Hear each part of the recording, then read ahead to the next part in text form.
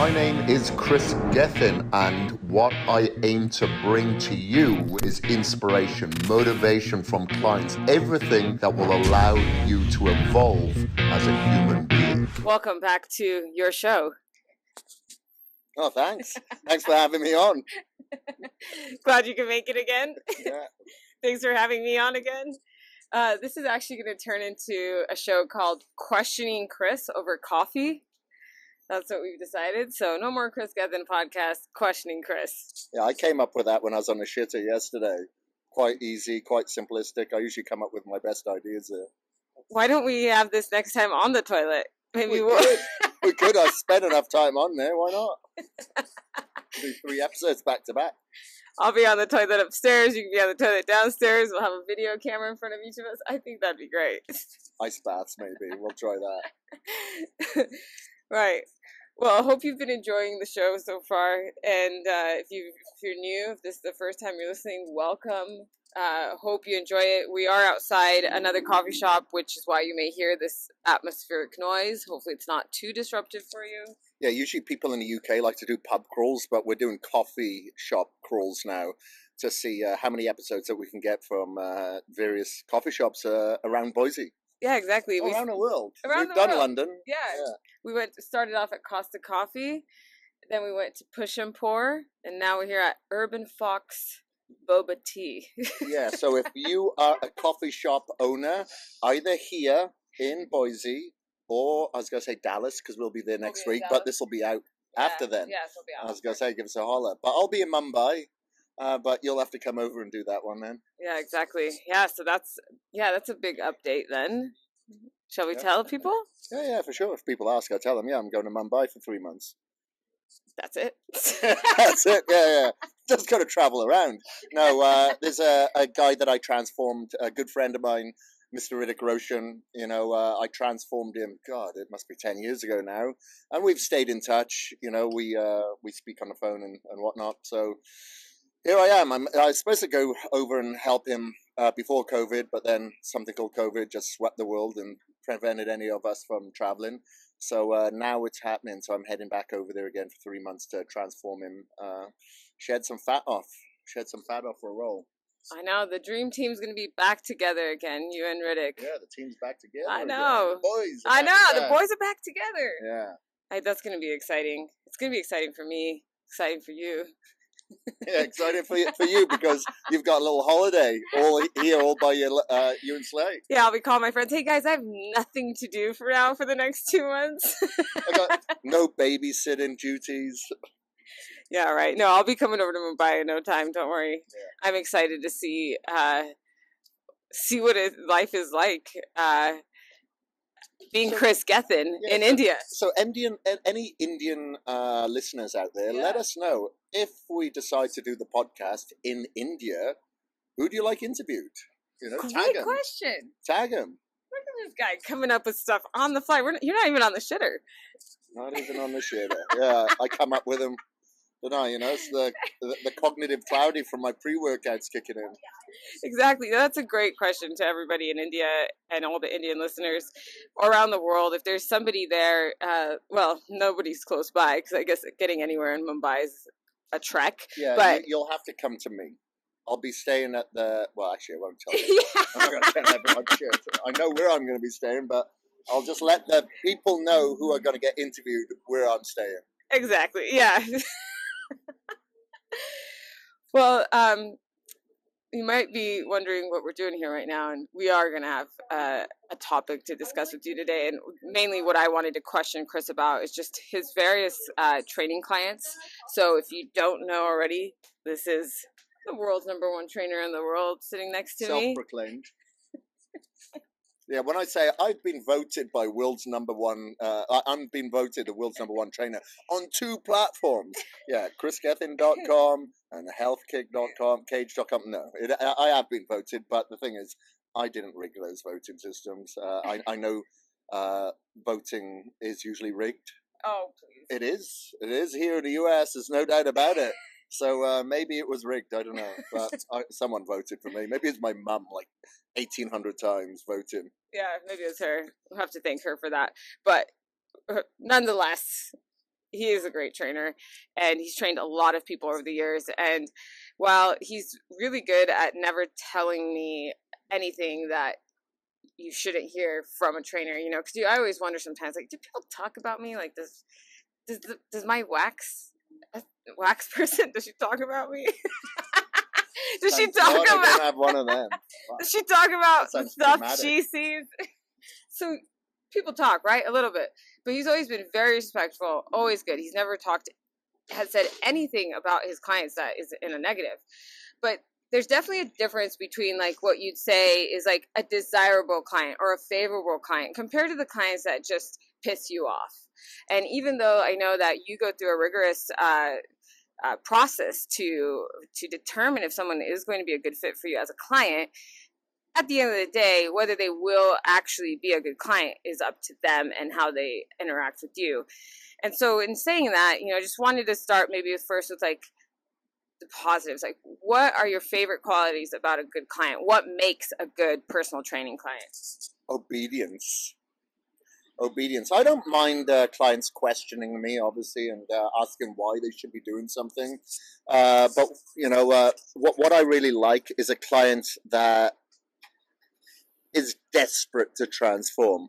They're desperate for my help, and they're very motivated. You know, of course, I will help them with the discipline and how to encourage discipline within their life. But if they don't want to hear it and they don't want to do it, they can be very, very frustrating. You know, I get my clients, especially my VIP plus clients. So my VIP plus clients, they have my phone number, they have my WhatsApp, and every single day they have to send me their updates. Not once every 5 weeks or whatever, every day. Or some of them will send a daily update at the end of the week, depending on that person. Like, for instance, we can talk about various clients. I guess Swama. Swama's a great client. Now, I don't mind him messaging me his updates at the end of the week because I can pretty much guarantee it is spot on. Other clients that are less than perfect, let's call it that, they have to message me every single day. Every day, without fail. If they don't message me on that day, I'm on them. Why haven't you messaged me? Where's the updates? Why did you go to bed in the early AM instead of before a certain time? And those are the ones that are a little bit more difficult and can be frustrating. You know, you have to bite your lip a lot of the time, but probably more often than not, I don't bite my lip. I'm just out with it, and I'm at the end of the day, I want them to get the results. It pisses me off when these people invest so much money.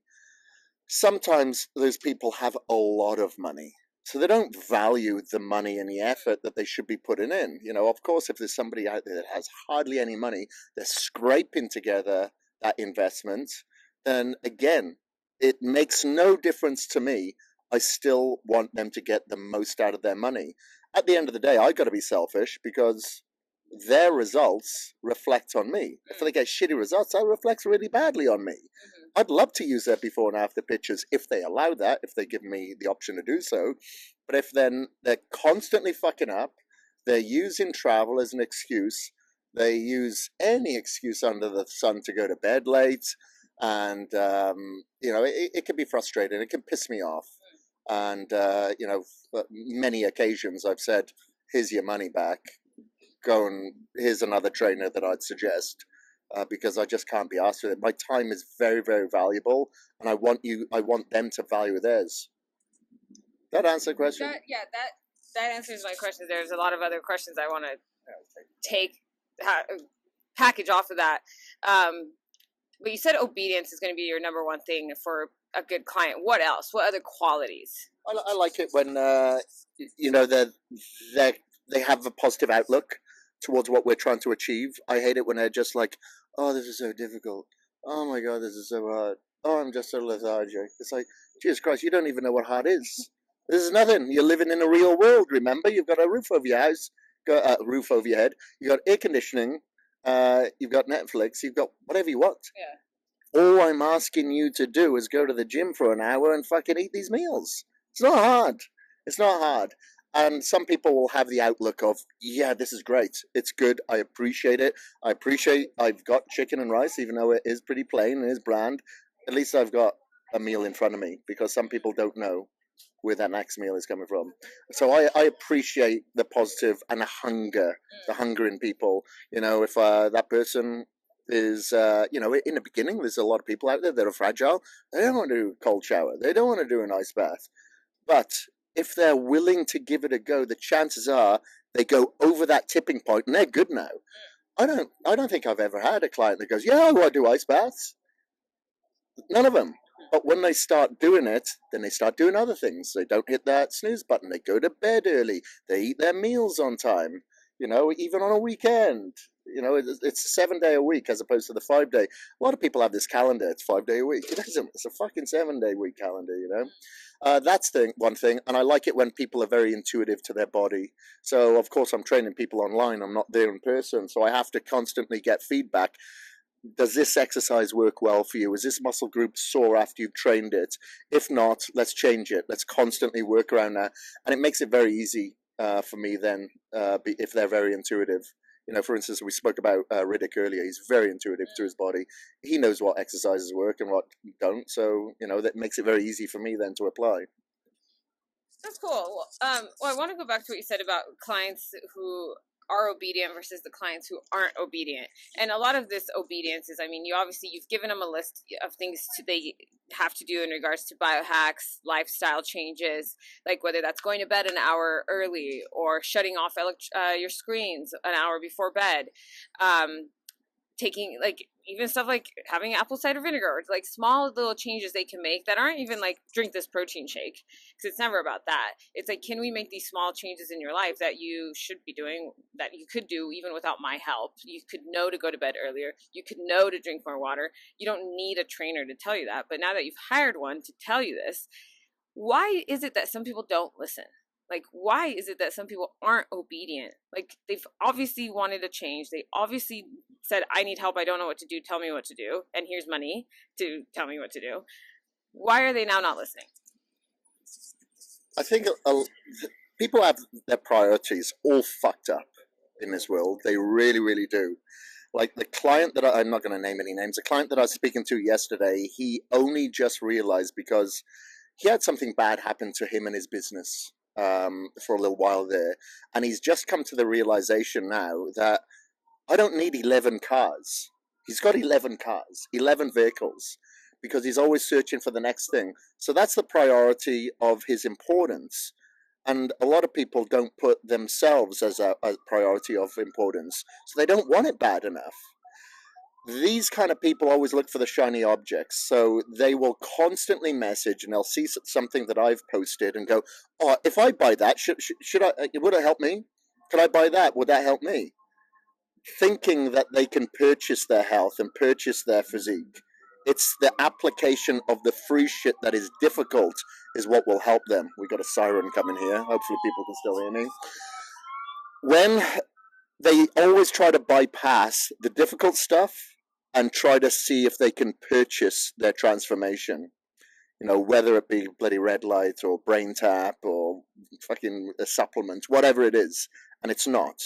And that's where they lack in motivation, I think, for themselves. It's just small applications that they need to implement every single day that will have that transcendence effect of discipline that will help. But you just start in one area. Okay, if sleep is the issue, let's get that sorted first. And, you know, it's funny. People always want to do what they feel like doing. Can't do that. You'll fucking die. You'll want to drink alcohol. You'll want to eat cake. You'll want to have donuts. You'll want to laze about and not go to the gym. Don't do what you feel like fucking doing. I had that from someone yesterday when I said to him, "You're still not going to bed early. Why are you sleeping in? You're having more than 8 hours sleep." "Oh, I like to sleep in." What? You like to sleep in? I don't blame him. Well, I love fucking Cheesecake Factory. Am I fucking eating that every day? No, I'm not. So, you know, it comes down to how bad you want it at the end of the day. But if you've got a lot of money and you're used to purchasing your happiness, you know, it's fake happiness. You know, it's like we have fun foods. Yeah. Well, do you want fun foods or functional foods? Do you want a fun body where you can have cake and all that sort of stuff? Or do you want a functional body? You know, and it's the same with the mindset. You can have a fun mindset. Yeah, I'm going to party on the weekends. I'm going to go to music festivals, whatever. Over an abundance. But if you want to transform, you have a functional mindset that is all or nothing during that particular time that you're working with me. After you've worked with me, then hopefully everything that I've implemented with you, you can take on and do yourself. But some people like that accountability all year round, and that's fine. I like accountability, helps me. You know, when you're always trying to fill someone else's cup, sometimes you want your own filled. I get that. And especially if you're a very busy individual, it's just not another thing that you want to think about. You want someone else to do the thinking. So I get that.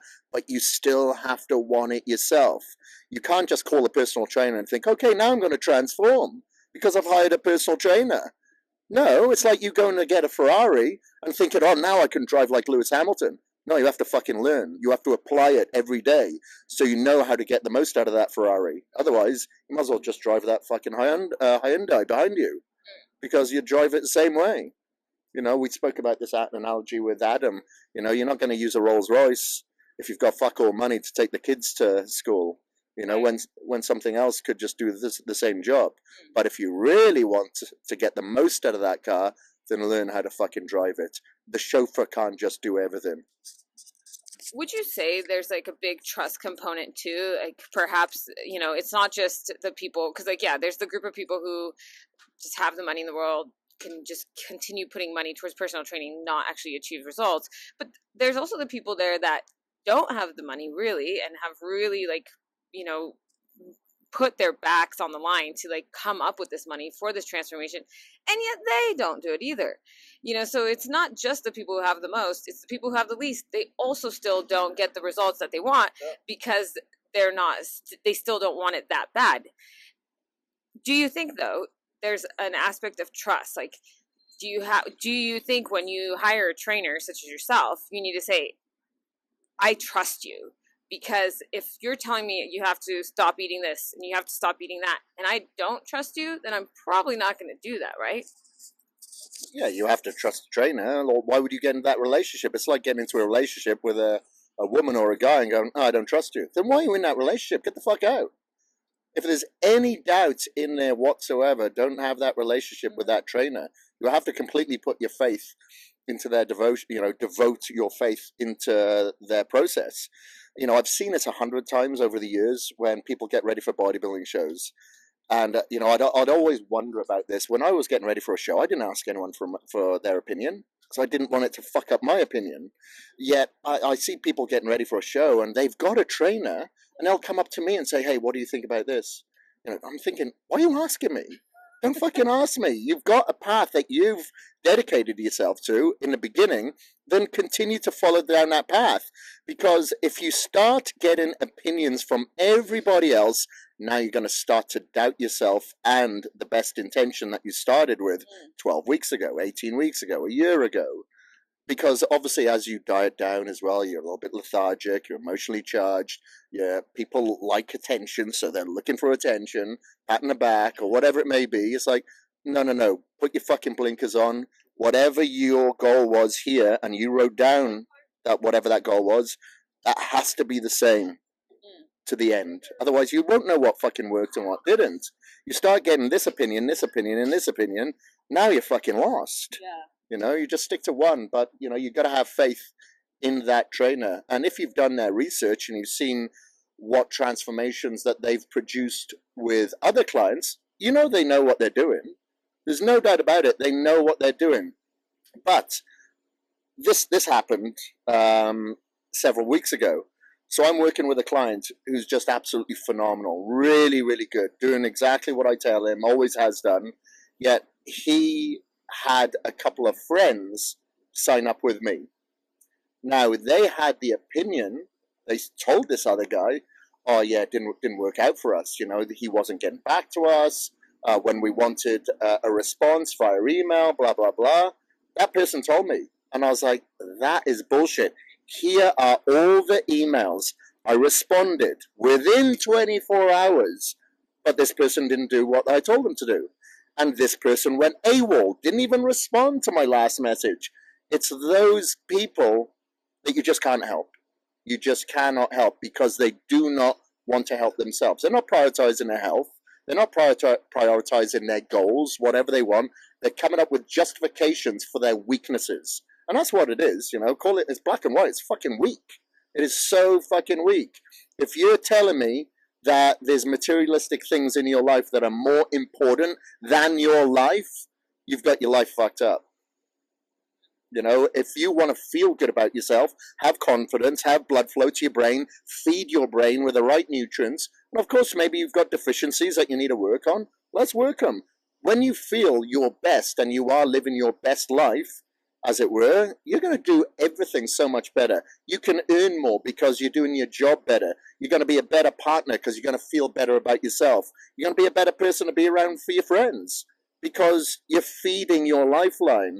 A lot of people don't prioritize that, and I scratch my head wondering why they live their life the way they do. Like I was at the airport yesterday. I know I'm in the US when I'm at the airport because I see the fucking line to Chick-fil-A. Huge line there. I see, there's a healthy market store there. No one's there. No one's there, and I'm seeing all these kids with these little shakes. I did an experiment with a greens drink. It's called Naked Green Machine. 53 grams of sugar. 53 grams. I felt like shit after that. The experiment with my blood glucose monitor that I wear.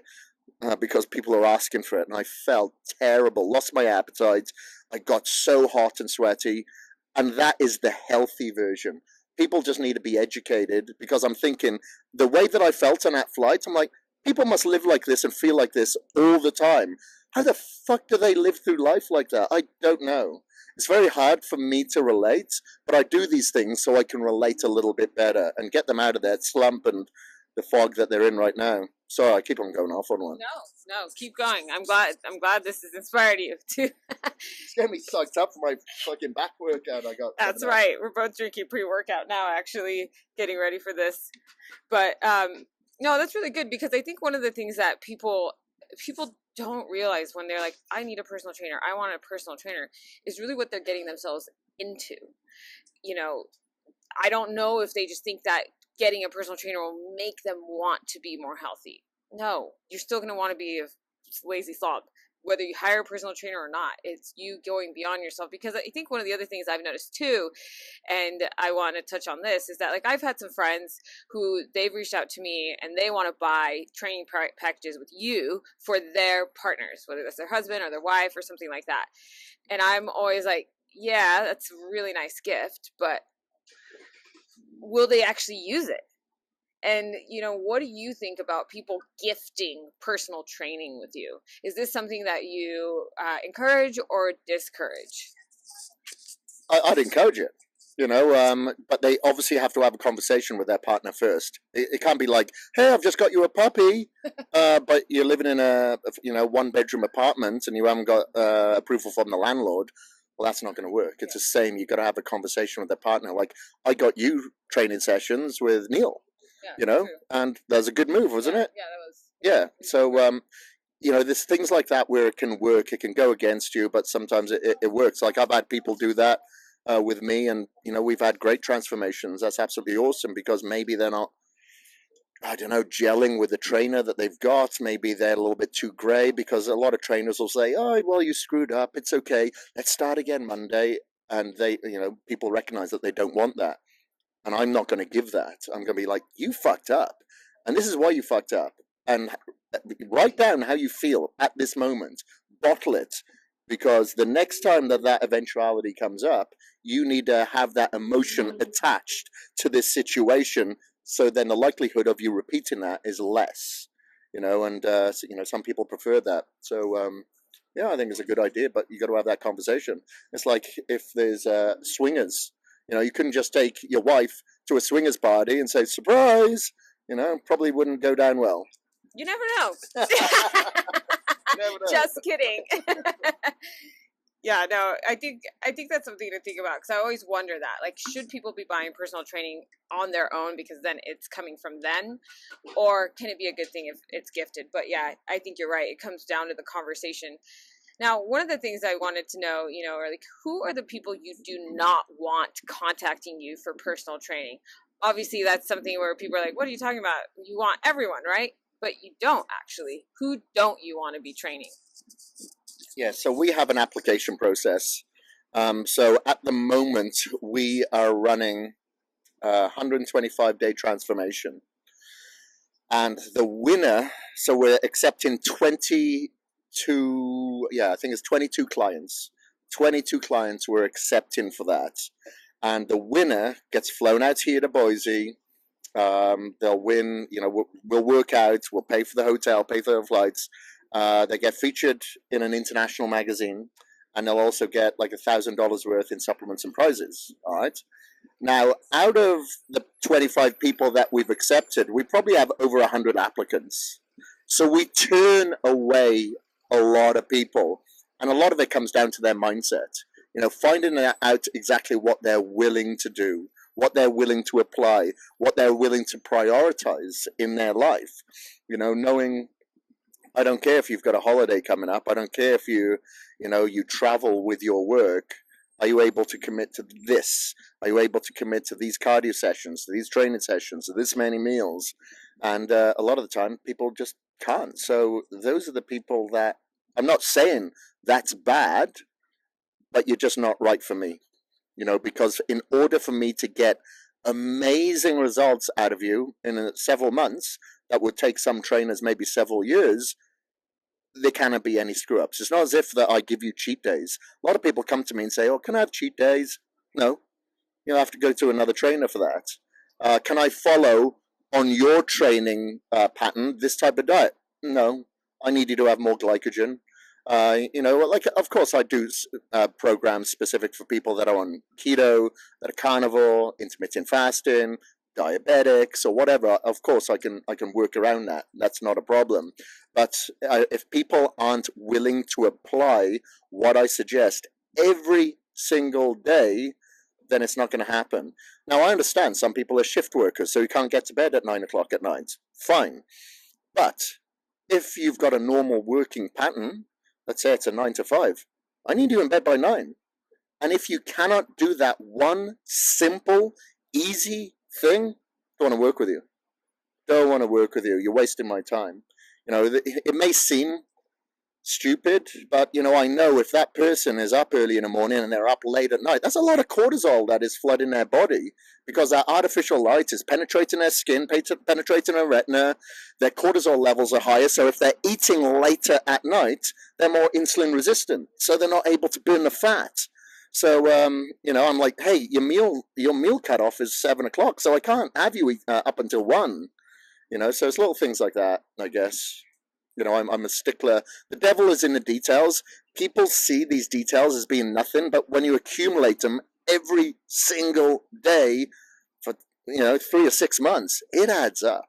It really does. People don't see it. They go, oh, it's just a little bit here. It's just a little snack here. Yeah, if I add up all those calories or those late nights, it's like, that's one big fuck up. There's a reason why this person has a transformation 10 times better than you, but you both did it over a 6-month period. That's interesting, because there are a lot of trainers out there who will take your money, won't they? You don't do what they what they've said to do, but they'll still keep taking your money and just keep repeating this cycle of, okay, try it again tomorrow. Okay, try it again tomorrow. Whereas you're like, no, if you're not going to be doing this, then here's your money back. Get out of my sphere and go find someone who's willing to just put up with your bullshit. Is that kind of it?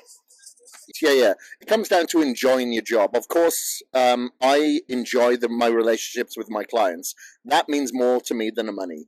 Luckily we have other investments, we have other forms of income, so we don't have to rely upon it.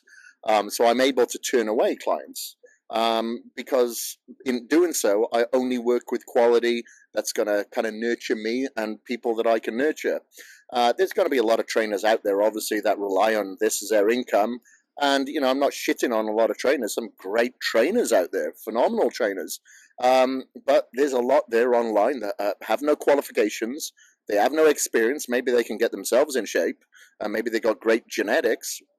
but maybe they've never dieted down for bodybuilding shows or done Ironman or lost a shitload of weight or have worn like a blood glucose monitor or quantified anything or, work with people's blood reports or any of the above. So, it's different strokes for different folks, I guess. But when it comes to things like that, money is not important. It's the transformation that's more important. Well, to wrap this up, who should be applying to work with you? Only the serious need apply. It's an investment, not just from a financial aspect, but from a commitment.